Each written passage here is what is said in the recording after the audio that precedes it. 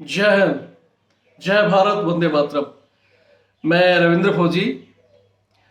आज इस वीडियो में मैं साफ साफ और बिल्कुल क्लियर शब्दों में बता देता हूं, जो ये टीओडी टूर ऑफ ड्यूटी का सेना में जो प्रपोजल चल रहा है वो अभी स्पष्ट नहीं है।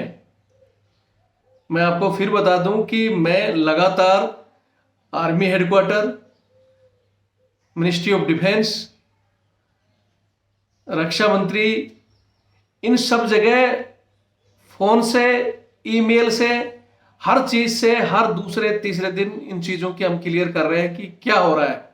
लेकिन अभी तक कहीं कोई स्पष्ट जवाब नहीं है कि टीओडी कब लागू होगा और टीओडी में क्या होगा। ये प्रपोजल है, तीनों सेनाओं के जो चीफ ऑफ स्टाफ हैं उनसे सिर्फ अभी बातचीत जारी है।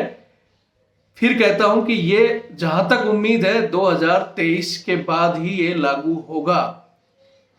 और एक चीज क्लियर स्पष्ट कर देना चाहता हूं कि बहुत से जो लोग कह रहे हैं कि एग्जाम कैंसिल होगा या एग्जाम जो पेंडिंग है उस पर टीओडी लागू होगा, नहीं होगा। मैं 100% आपको लिखकर दे सकता हूं कि नहीं होगा। कोई ऐसा नियम ही नहीं है कि जो पहले नोटिफिकेशन जारी हो चुका है और उस नोटिफिकेशन पर जो भर्ती की प्रक्रिया हो चुकी है, वो चाहे अधूरी हो या पूरी हो, उन पर टीओडी लागू नहीं होगा। जिन लोगों ने नोटिफिकेशन देख के अगर सिर्फ फॉर्म भरे हुए हैं, बहुत से लोगों ने जैसे जिनकी एज निकलने वाली है लेकिन जिन्होंने पहले फॉर्म भर रखे हैं बीआरओ वगैरह के, वो उसी नोटिफिकेशन पर, उसी पुरानी एज पर, उन्हीं पुराने कानूनों पर ही सब चीजें सहम होंगी। ये बहुत से लोग पता नहीं कैसे युवाओं को गुमराह कर रहे हैं। युवाओं को, जो युवा 2-2 साल से तैयारी कर रहे हैं, अब उन लोगों को डिप्रेशन में डाल रहे हैं। और ये खासकर वो एकेडमी वाले लोग हैं जो अपने बच्चों को तो कह रहे हैं कि तैयारी करो और दूसरे बच्चों को गुमराह करने के लिए, ताकि उनके बच्चे निकल जाएं और बाकी बच्चे पढ़ाई छोड़कर और वो इस तरह के करें। मैं कहता हूं आप पढ़ाई करें। 100% आपका जो ये टेस्ट है जून महीने में हो जाएगा। अभी 1 या 2 दिन के अंदर, इसी हफ्ते के अंदर इसकी डेट आ जाएंगी। मैं फिर कह रहा हूं कि जून के अंदर लगभग ये हो जाएगा। और ये जो अफवाह है कि ये टीओडी के ऊपर पेंडिंग था, ये जो कह रहे हैं कि ये फलाना टिकड़ा, ऐसा कुछ भी नहीं है। सेना अपने नियम और कानूनों के तहत, मैंने बहुत बार कॉल करके डायरेक्ट मेल द्वारा ये चीजें पता की है। उन्होंने कहा कि जो, क्योंकि सेना के अंदर जो नियम कानून लागू हो जाते हैं वो प्रॉपर चलते हैं। आप सिविल में नियम तोड़ सकते हो, लेकिन सेना में जो कोरोना की गाइडलाइन है उन्हीं की वजह से ये एग्जाम इतने दिनों से पेंडिंग हुआ है और कोई भी अफवाह नहीं है। जो आप ये लोग जो गुमराह कर रहे हैं टीओडी लागू हो जाएगा, ये टेस्ट टीओडी के अंदर आ जाएगा, एग्जाम कैंसिल हो जाएगा, ये जो टीओडी टूर ऑफ ड्यूटी का और एक सर्विस बढ़ाने का जो प्रपोजल था वो 2020 से पहले का है। जब हमारे सीडीएफ विपिन रावत साहब जिंदे थे तब से प्रपोजल चल रहा था। और पहला जो प्रपोजल था वो था कि सैनिकों की सर्विस बढ़ाई जाए ताकि इनसे लंबे समय से, मतलब इन जवानों से काम लिया जाए।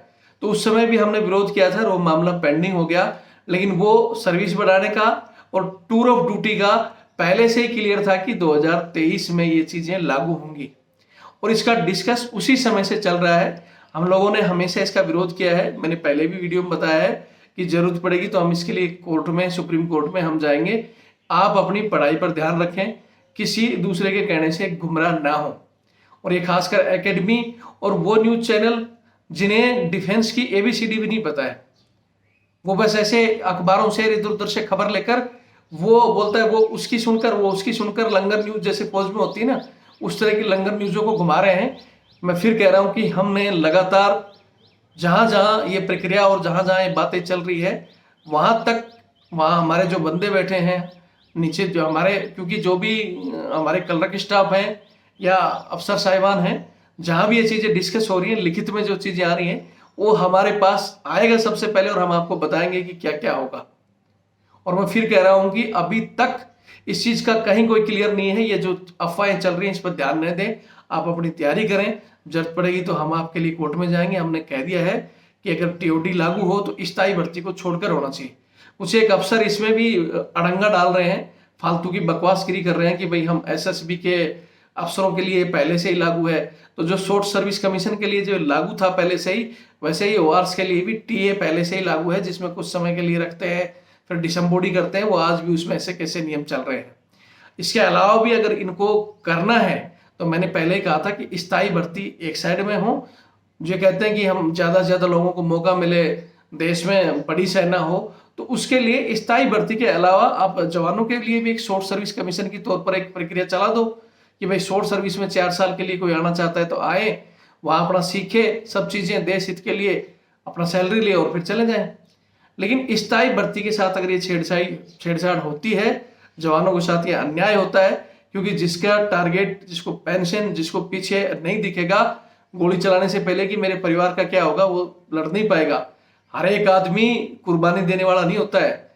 हजारों में 1-2 ही भगत सिंह पैदा होते हैं, सारे भगत सिंह नहीं है कि पेंशन भी नहीं मिलेगी, लंबी सर्विस भी नहीं मिलेगी और अपनी जान की बाजी लगा देगा, नहीं होंगे।